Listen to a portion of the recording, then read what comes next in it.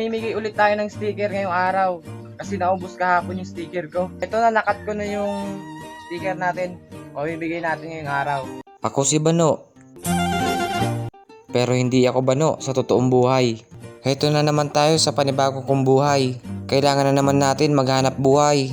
Ito ang paraan ko para guminhawa ang aking buhay. Matupad yung mga pangarap at tagumpay sa buhay. Ayoko nang maghirap kasi galing na ako dyan. Gusto ko na rin umangat. Hindi na dapat mararanasan to ng mga anak ko kasi sobrang hirap ng dinanas ko. Gagawin ko may kabuluhan yung buhay ko. Dito nga pala ako nagtatrabaho. Ito lagi yung ginagawa ko araw-araw. Halos lahat ng customer kilala ko na kung saan sila nagpupunta. Madali na lang yung bagay na ganito.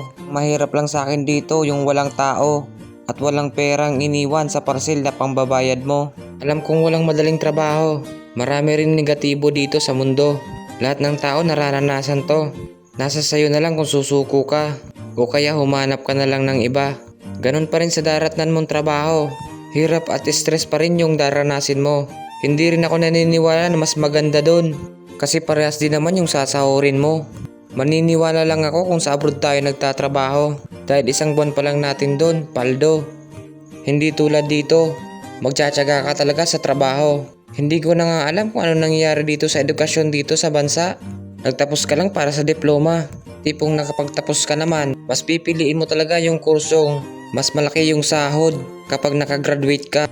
Kasi may mga kurso talaga dito na hindi mo naman talaga magagamit kasi mababa yung sahod.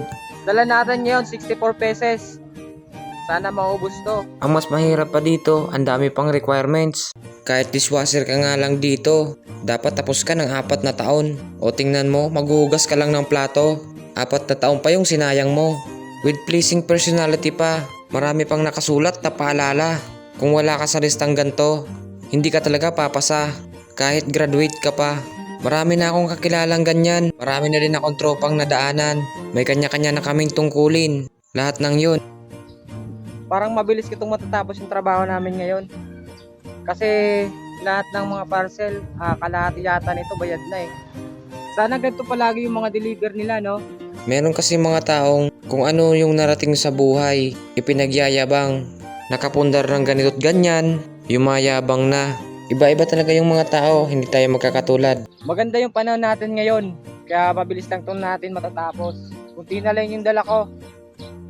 Time check, alas 12 na. Hihintay ulit tayo. Isang parcel, wala pa tayong pending.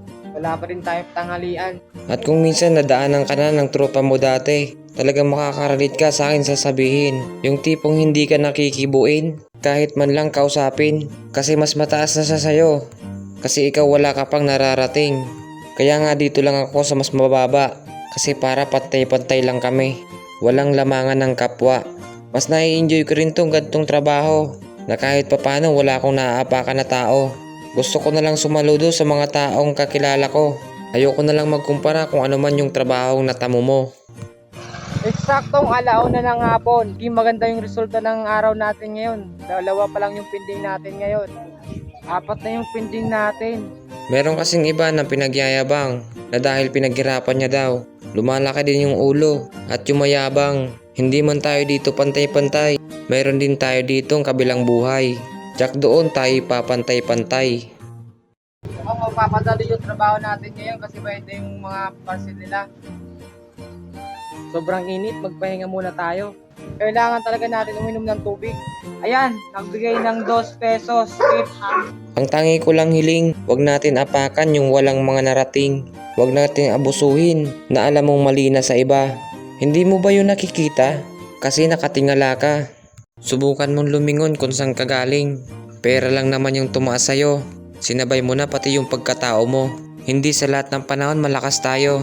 Maikli lang yung buhay, sabi ng lulo ko. Na ngayon wala na siya dito sa mundo. Yung buhay natin dito sa mundo, hindi naaabot ng 10,000. Kahit balibalik rin pa natin yung mundo.